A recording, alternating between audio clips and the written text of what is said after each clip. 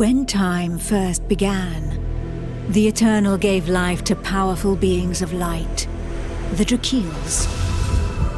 But as misfortune would have it, the power given to these creatures awoke in them only a boundless pride and an inexhaustible thirst for dominion. Shaken by this betrayal, the Eternal banished them to the deepest abyss of Dracomundus. It was there, in the depths of the earth, that they twisted into the monstrosities that we know today as dragons. Alas, possessed more than ever by hate and vanity, the Banished refused to admit themselves defeated. Through their voices, they persisted in corrupting humanity. Through their blood, they defiled the land we call our home. From that moment on, mankind would live in fear. Fear that one of the Dragon Lords, the most powerful of the Banished, would one day return to the surface. With the support of his Dragonkin, Saw Ichnog succeeded in escaping from his subterranean prison. And brave souls, guided by the light, rose up and vowed to push him back. Soldiers of the Order, righteous and faithful to the Eternal, who suffered body and soul after coming into contact with draconic corruption. Rare were those who remained impervious to the depraved whispers of the dragons on the outskirts of this gaping breach. One such person was Godefroy of Clairval, Grand Knight of the Order of the Eternal.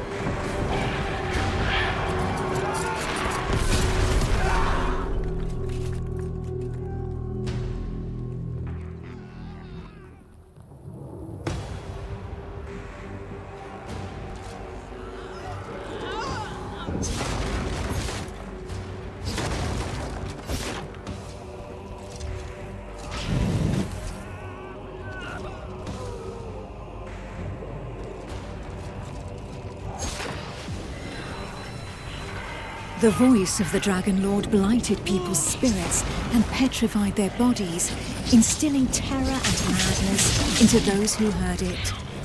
Never before had a breach so vast been rent between the two worlds.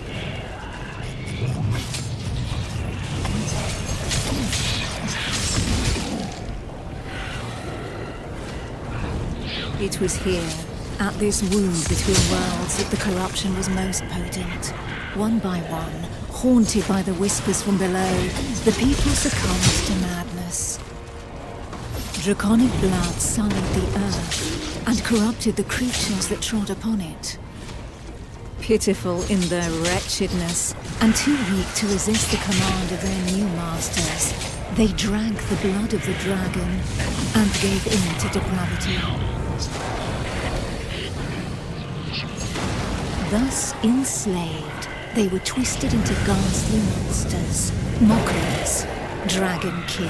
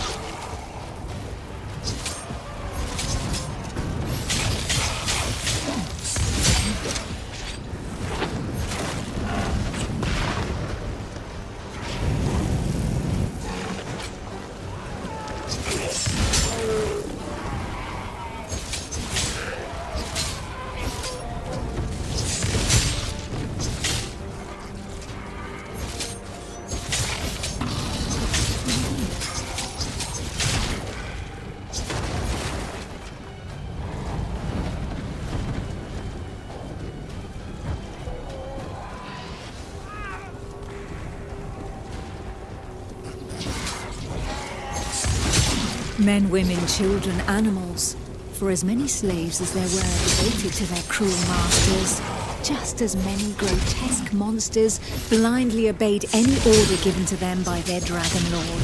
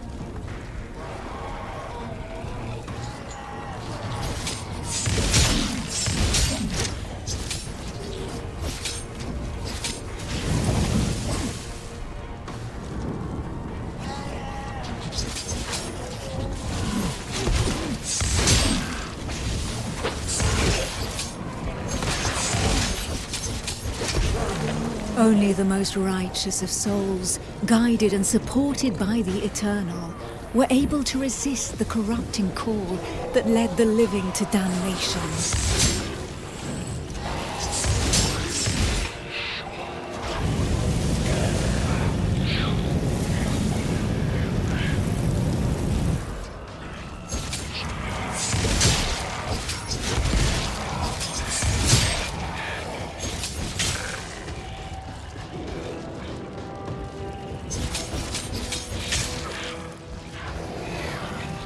These righteous few bore the feeble flame of man through the darkest shadow, and though it flickered, it would not be extinguished.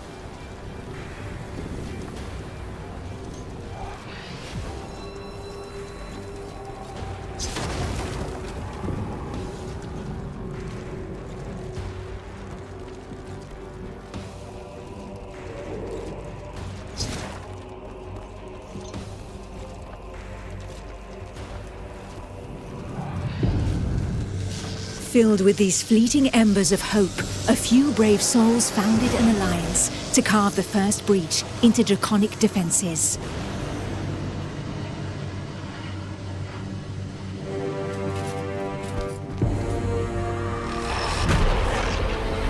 Here, the Dragonkin's power was strong. It fused our world with that of the Banished.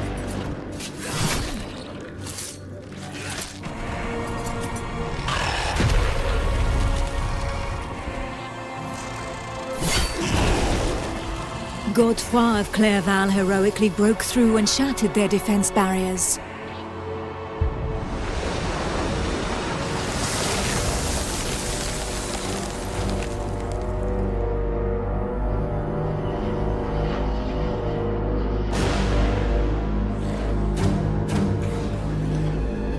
This act of bravery, a feat of the righteous alliance of men, allowed me to lend aid to the Knights of the Order of the Eternal.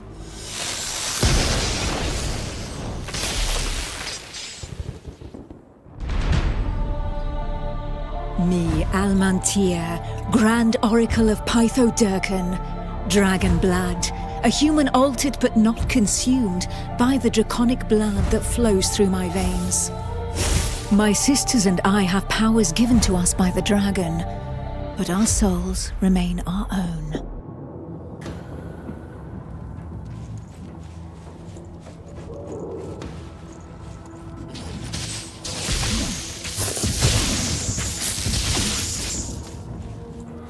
Neither Dragonkin nor entirely human, and afforded extraordinary abilities by our forebears.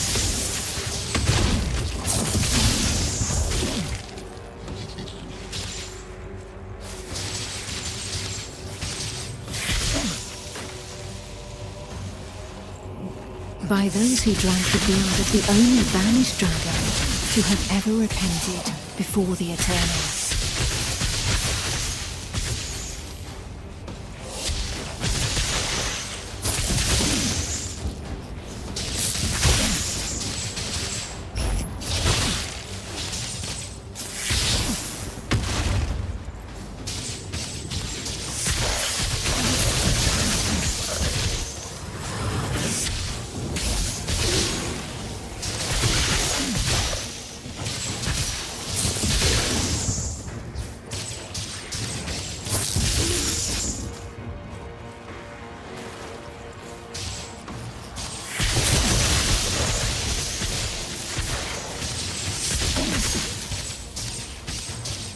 These few drops of draconic blood connected our thoughts to those of the dragons.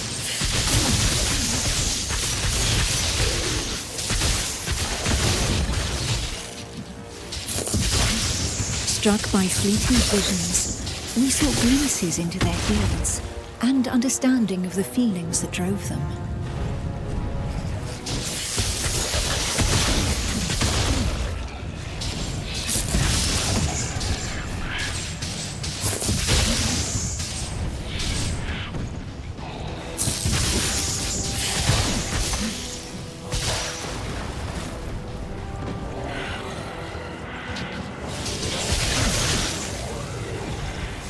With that understanding came a vulnerability. We soon learned that we were at the mercy of the whispers. The voices threatened to consume us, with no hope of salvation.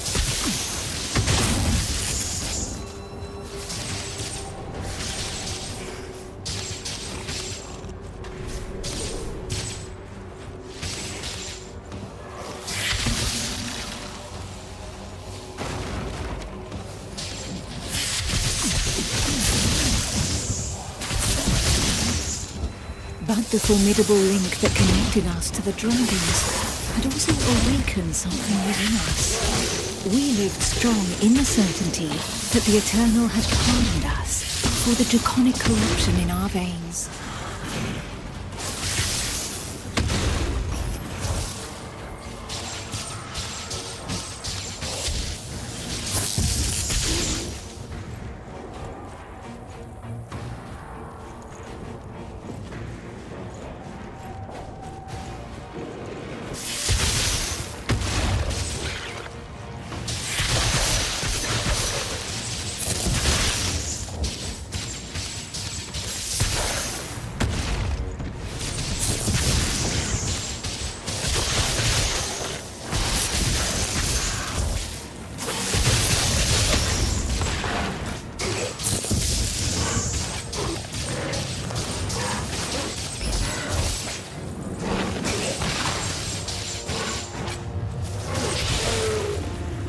Our civilization fell alongside the blue dragon Dragonkin, forcing us to live amongst men in the city of the Order of the Eternal.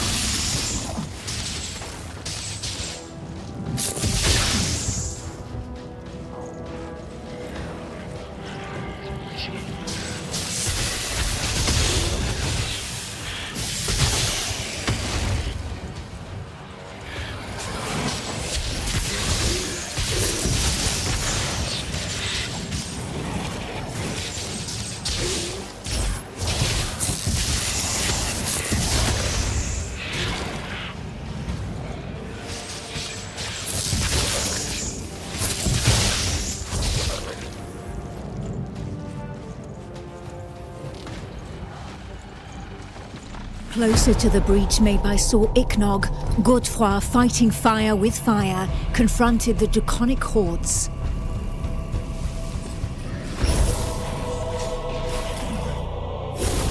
I battled by his side, but my strategy was less direct.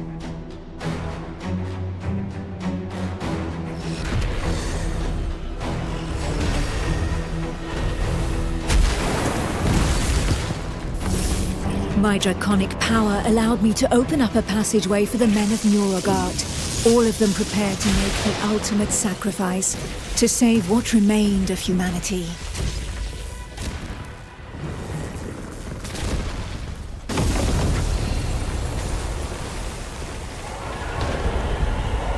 Once this invisible barrier had been breached, they knew that their lives would hang by mere threads. But these warriors from the north cared little for the uncertainties of our plan. A hero's death in the heat of battle with their enemy was the greatest honor that could befall them. Led by the pale dragon blood Harald Truelson, the barbarian fleet had but one objective: to lure the enemy into the open sea and leave the path to the breach vulnerable. If a single vessel reached the coast, then this sacrifice would not have been for naught.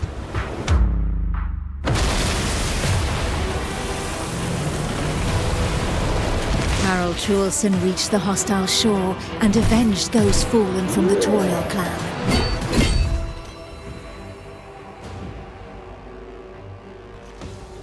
The barbarians of Nuragard feared neither pain nor death, and they welcomed violence as they might an old and familiar friend. Truelson knew this friend better than most.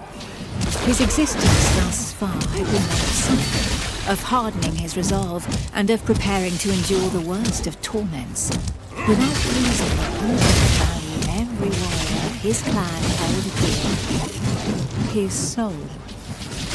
While the Knights of the Order of the Eternal had always been forbidden from making use of dragon's blood, the warriors from the north, staying true to their values, had taken this risk. A select few, highly trained clansmen, risking their lives in the process, had successfully imbibed the pale dragon's blood without succumbing to the corrupting voices. Among them was Truelson. To become a dragon blood barbarian, he paid the ultimate price and cast away a portion of his humanity. In exchange, he received draconic powers that he put to use for the Toriel clan, the Eternal, and humanity at large. And even if all others, from Montesky to Nuragard, recognized the courage and sacrifice of these brave warriors, there was not one that did not also regard them with sincere disgust. While there could be no doubt of their loyalty to Toriel, defender of the Eternal, their bodies, defiled by the dragon as they were, drove the rest of mankind to reject them. Truelson, for his part, cared little for his appearance. What did this matter after all, as long as his soul remained intact?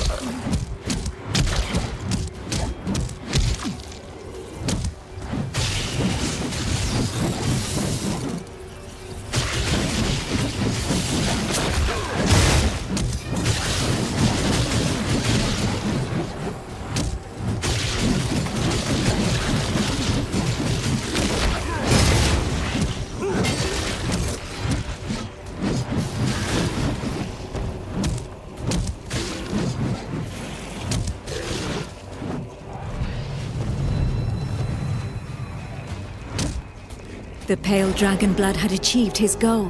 The Alliance's plan, as unlikely as it was to succeed, could run its course.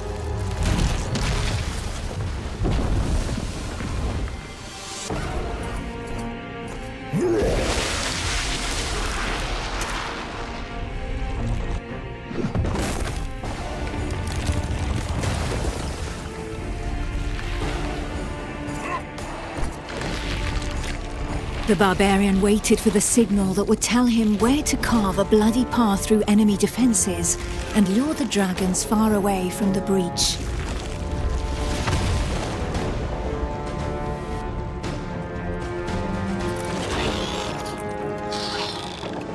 The Kongirati nomads, every bit as proud and as fearless as the warriors from the north, joined the alliance of men to help push back Sor Iknog, the Crimson Dragon. Sitting astride their draconic hybrids, these tracker archers faced the dragons steadfastly and seemingly without fear. Not one would allow the enemy to make easy prey of them. Hides, wings, teeth, blood. For the Kongirati, each draconic monstrosity was not only a threat, but also a quarry from which they could gain valuable resources.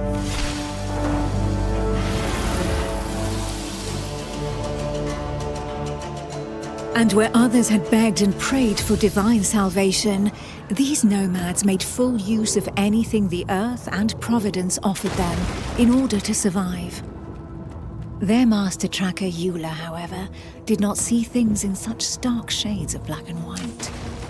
Of all those who made up their number, she was the first to recognize the value of this eternal light. She rejected neither the ancestral traditions nor the tracking of the Dragonkin, who had made it possible for the Kongirat to excel in the arts of potions, alchemy, poisons, and draconic hybridization. How long would her people be able to continue traveling freely if the corruption were to poison the entire world? It was for this reason that she joined the Alliance of Men.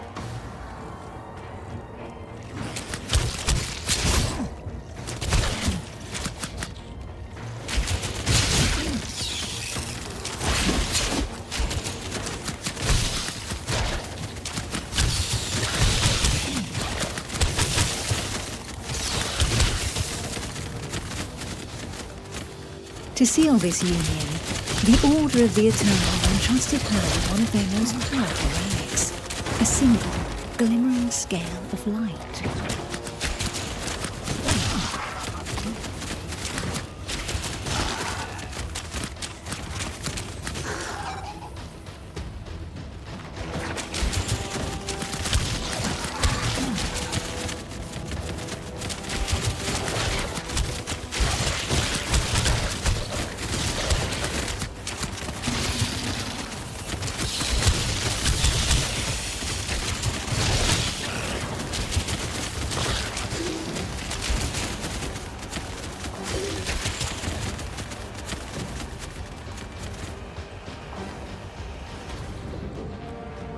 If the legends are to be believed, this scale had been pried from the hide of one of the Drakeels in the heat of battle, back when these beings of light had pushed back the banished dragon lords that ventured too close to the surface. Each champion had one, and the power of their light would be needed to push Sor Iknog back into the shadows.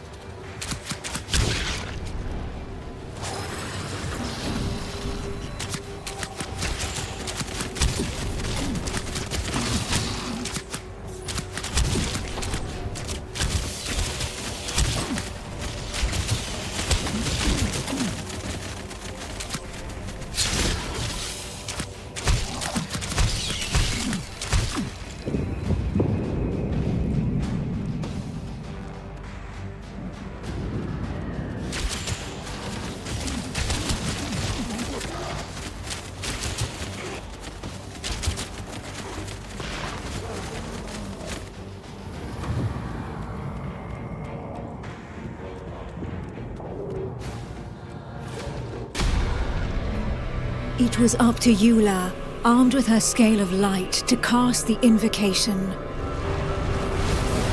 She would then know whether she had been right to put her trust in the Order and in joining the Alliance.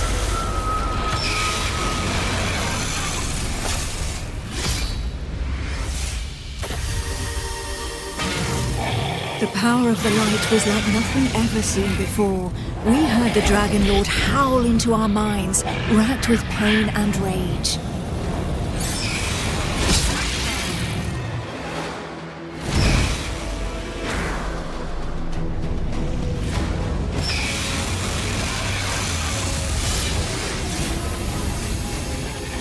So close to the Dracomundus, our souls suffered as from 1,000 deaths, but we held fast to our positions.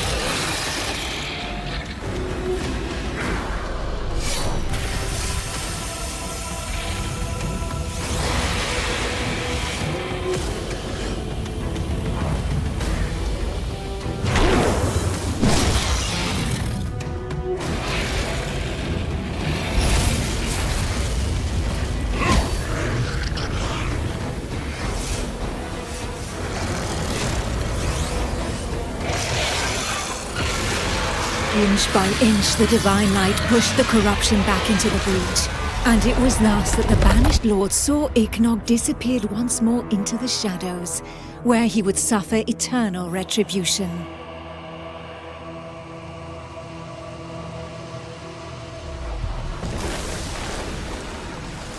Once calm fell, we were all that was left, the sole witnesses to the feat accomplished by the Alliance of Men. But more than ever, we knew that the taint of draconic depravity still festered in the depths of the abyss, impatient to break free once more. Thus, from the union of men and their allies that stood together in the face of the draconic threat, an elite corps was established within the Order of the Eternal, the Dragon Hunters.